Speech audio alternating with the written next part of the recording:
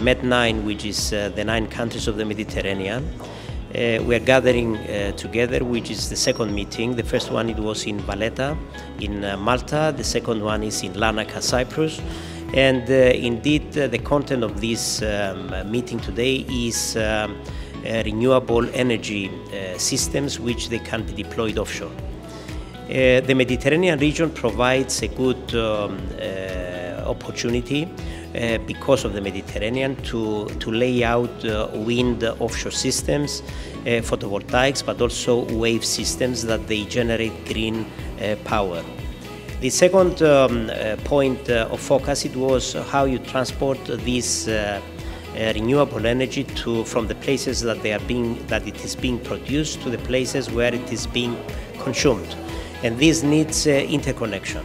And the recent example that we have in Cyprus is the Great Sea Interconnector, which will connect Cyprus with Crete, and indeed it will be a connection of Cyprus with the remaining of Europe, providing thus a single grid and a single market of electricity. So indeed today what we focused and what the delegations are focusing in is in a conversation how we can take the next steps in order to be in a position to deploy offshore renewables in the Mediterranean. And because we are at the very beginning of this process, we need policies, we need regulatory frameworks, we need to involve the public and the private sector in a joint effort, simply because we need the investors mostly to come from the private sector. I'm really glad that Cyprus continued building on the first MED9 energy ministerial meeting that was held in Malta last year.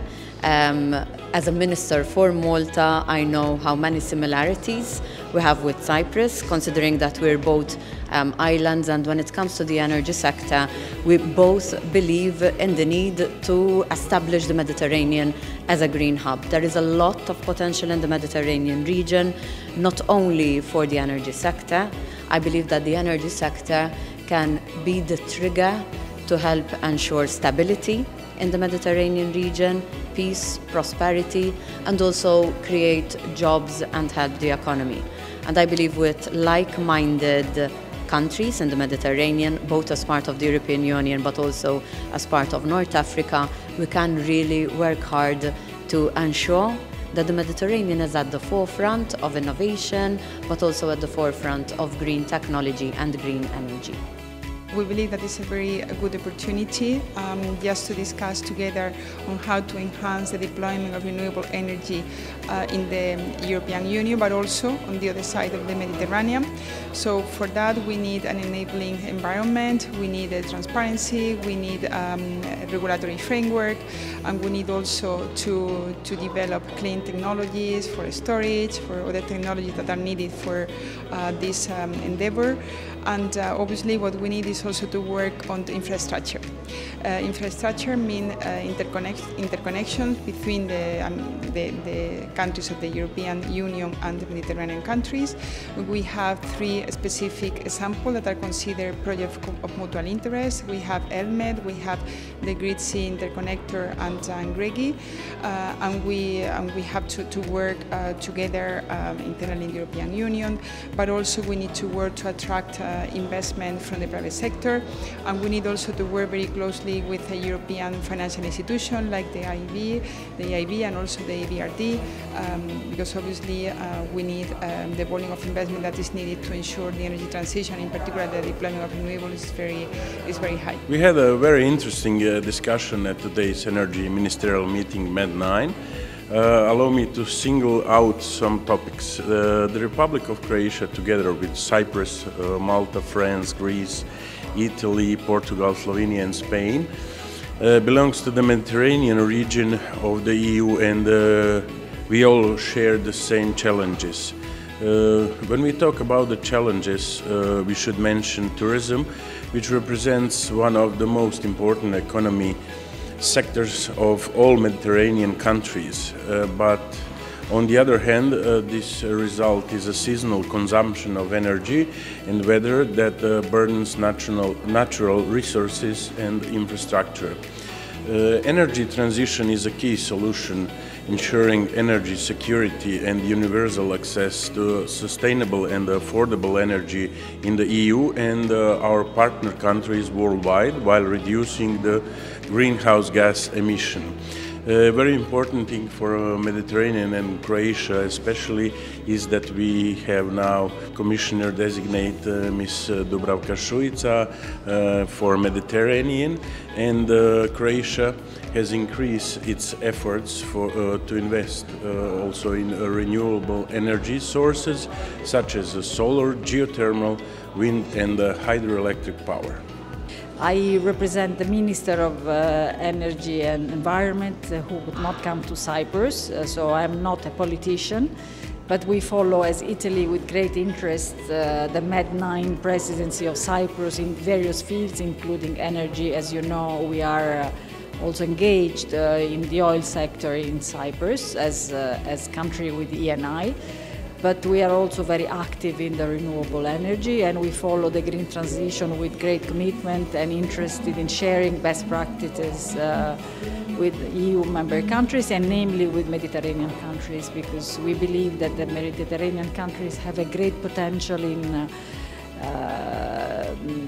advancing the European agenda, outlining the critical and the potential of Mediterranean as an area, which is not only an area that includes the European countries, but it's an area that looks at the broader Mediterranean region. And in this respect, Cyprus is doing an excellent job in outreaching towards the MENA region as well during the different meetings of the MED9.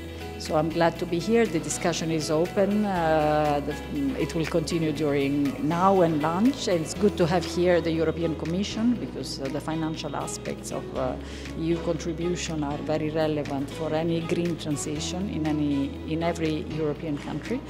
And we also have IRENA, the Renewable Energy Agency, to give us an outline of the broader policies in the field of renewable. I would like to say, first of all, that Slovenia is very committed to MED9 committee. We are part of Mediterranean region, and I think that we see this region as a bridge between EU and other countries, third countries, region like Africa, Asia, and we see a challenge ahead of us to enlarge or to enhance our grid, and that will be a platform for more renewables to connect to our grids. This is a key objective not only for all countries inside of MED9, but also widely EU. So I think that renewable energy sources are our future, common future, and we have to do anything to enlarge the share of renewables. It's great to be here in Larnaca for this MED9 ministerial meeting on energy. I'm glad to represent France here on the absence of my minister, Mrs. Pannier-Runacher.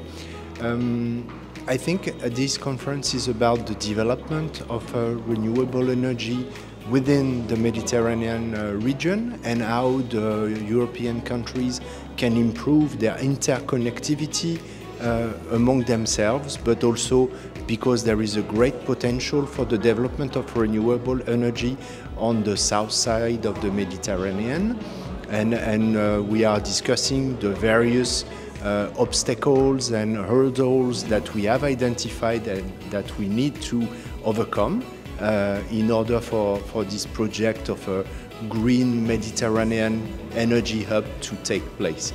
I think we are very grateful to Cyprus for hosting such a meeting because this is a very big priority for France, and I'm glad to be here today. This is a very important meeting because it's an opportunity to share experience and to learn from our colleagues as well to work together to improve our plans for decarbonization.